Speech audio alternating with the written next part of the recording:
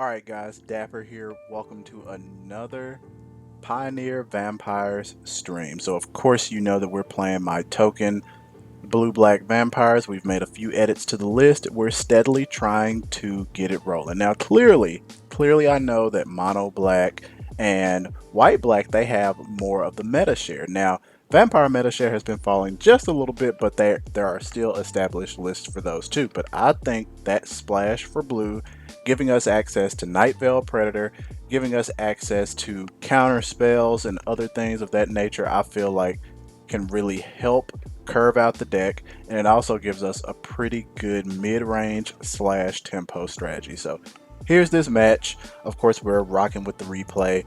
This was a really fun match. Win or loss, win or loss. So opponent opens up with the Godless Shrine. Really don't know what the heck is going on, but we have a line here. We know we can go Zealot, Smote, we can throw out Soaring, get in Night Veil Predator. We've got the line, so we're about to start taking it. Now, this card right here, this Zulaport Cutthroat, is super annoying, especially when the opponent has multiples, but we'll just see how this one goes. So we draw a card off of the Zealot, lose one. Thought sees us, they're probably taking Soaring, of course. And now we have to deal with Thalia. So it looks like we're playing some type of controlling matchup, making us lose a little bit of life here. Okay, we got Knight of Ebon out. 30-bit Inspector.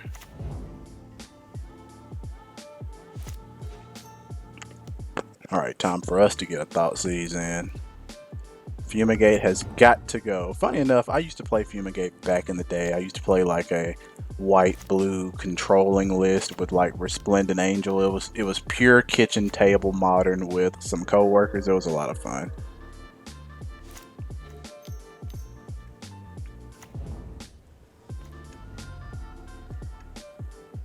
Alright. Siege Rhino is going to cause us some issues. Block where we can. Silver Smoke. So we're down to 9 life here, so we've got to try to make something happen. So hopefully Silver Smoke can live so that we can use that as a big blocker for Siege Rhino. Okay, they didn't play anything. Beautiful. So let's get that Rhino out of here. I'm gonna go to 5 because of the Cutthroat. Alright, let's get Soaring out. Okay. Beautiful. Sack Knight of Ebon. Going to get Silver Smoke back. Okay, let's try to stabilize here.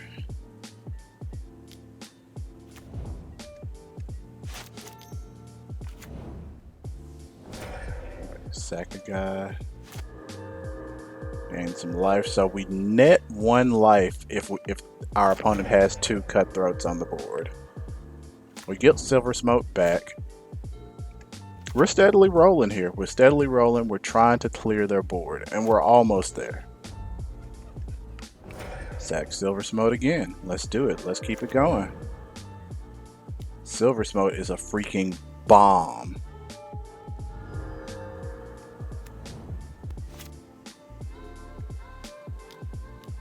They got Catacomb Sifter. ETB, create a Scion, creature you control, die, scry 1. Okay. Let's get the beefy guy out. So we've quickly stabilized. Our opponent has 1 card in hand. We have 3. I say that we have kind of swung this thing around unless they have something devastating. I just realized my sounds are loud as heck. I have to cut them down. But we will cut them down for the next game after we win or lose here. Alright, let's get in. What they got? Settle the wreckage. Let's bait them into trying to forget about their token, and they did not. Alright, so we lose all our guys. That's okay. We'll get some lands out of it. So this is definitely like a prison style matchup. which is definitely very fun to play against once you kind of get up under them. Push my ghoul. We're going to draw a card. I do not mind about him dying at all. Hall of Storm Giants. Let's get out Night Veil. Hall of Storm Giants is a great draw. It's why I include one. It's not necessary, but it's nice to have it. Same for Hive of Eye Tyrant. I'm running 2 of those as well.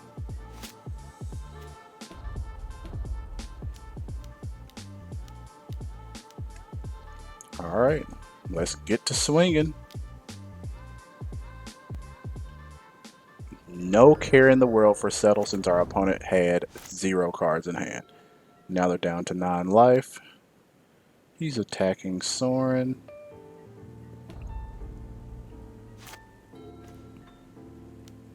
See what's going to happen here.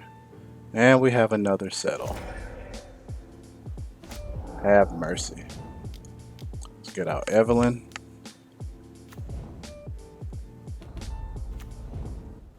Right, Watery Grave untapped so we can get in Night Veil Predator. We can keep getting it rolling over here with Evelyn, so we can take a look. And opponent concedes, so we won game 1, on to game number 2. Alright guys, back for game number 2. I definitely, so what's funny is that I actually messaged my opponent. I was like, this game, that was a really fun game, and that's one of the reasons why I really enjoy playing Pioneer so much, is that it's so much back and forth. They're blowing my stuff up, I'm blowing their stuff up. It's just a lot of fun as of late. So Watery Grave, nothing to play. Not shocking in anything. So we've got a pretty decent little clock here. We can get out Gifted Aetherborn, set up for Unmoored Ego. With Unmoored Ego, I definitely want to take that Cutthroat guy. So let's see if we can actually make that happen. We've got Gifted Aetherborn out. Of course, push Gifted. So opponent's off to a great start here again with the Cutthroat. Okay, let's take the rest of them. So let's go ahead, Unmoored Ego. Let's get their Cutthroat.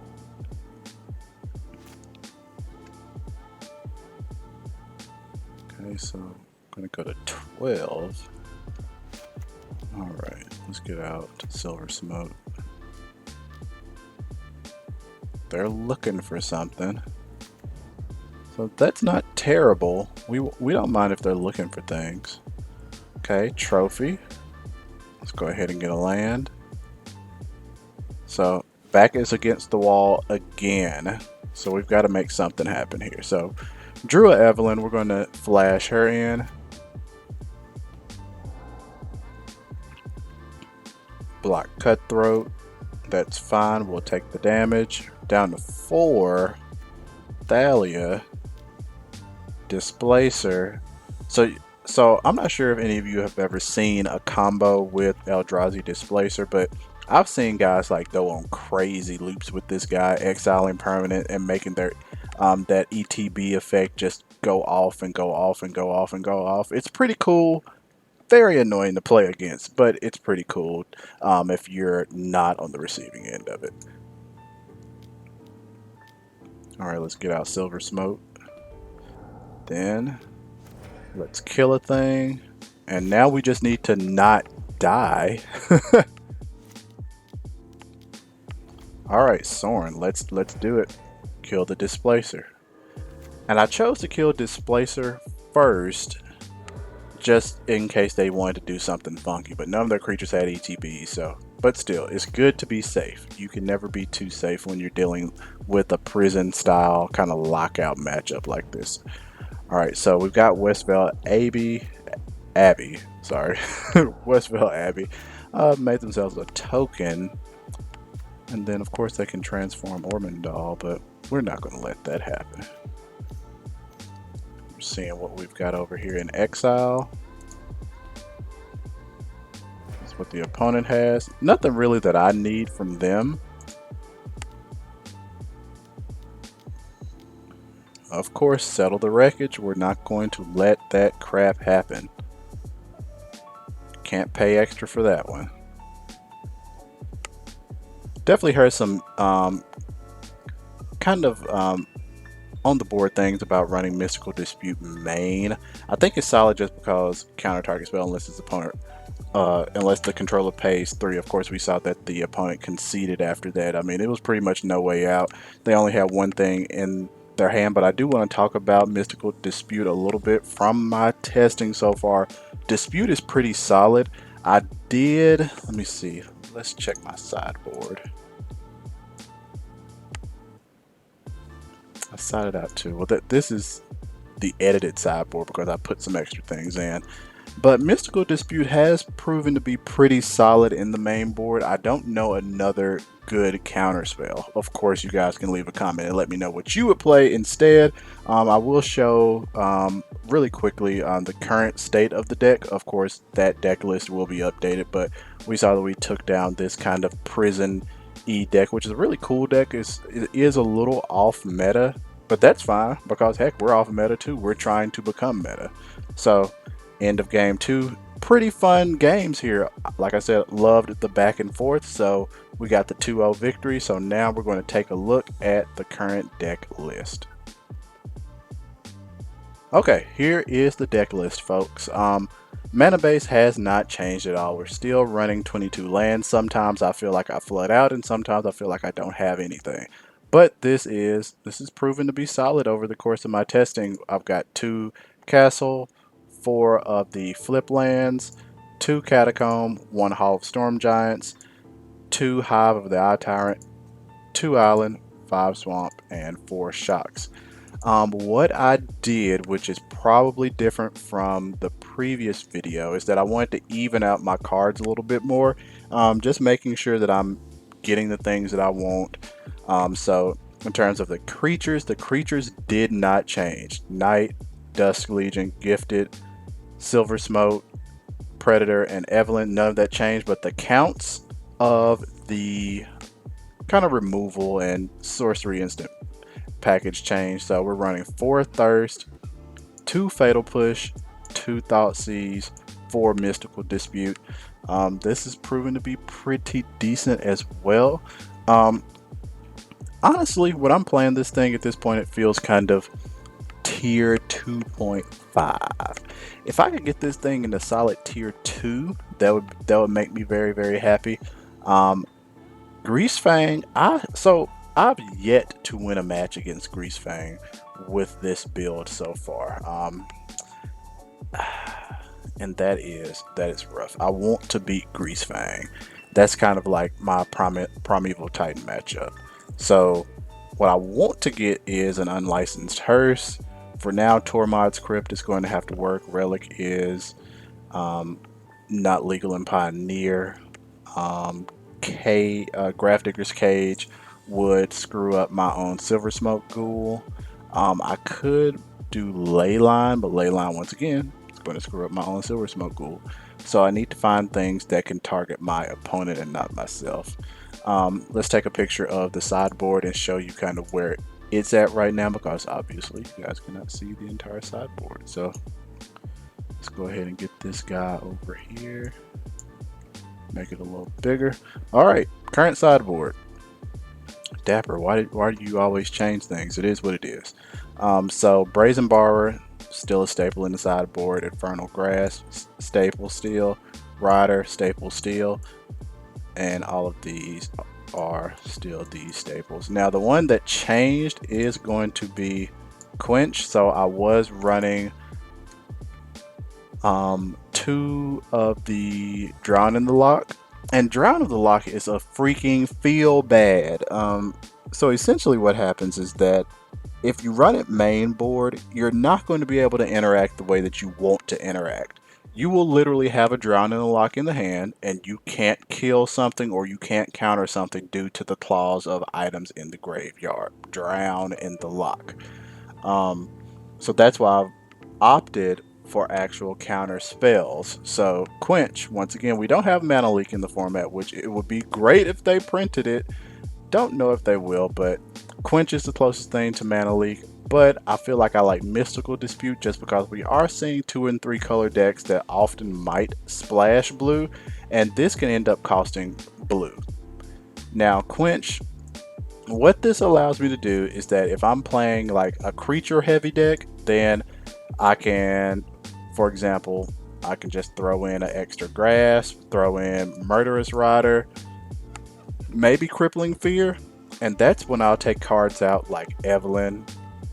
I'll take out like a Thoughtseize, and the reason why I'll take out Thoughtseize is because if I'm already going to be taking a couple of hits from their creatures, I don't want to lose any extra life.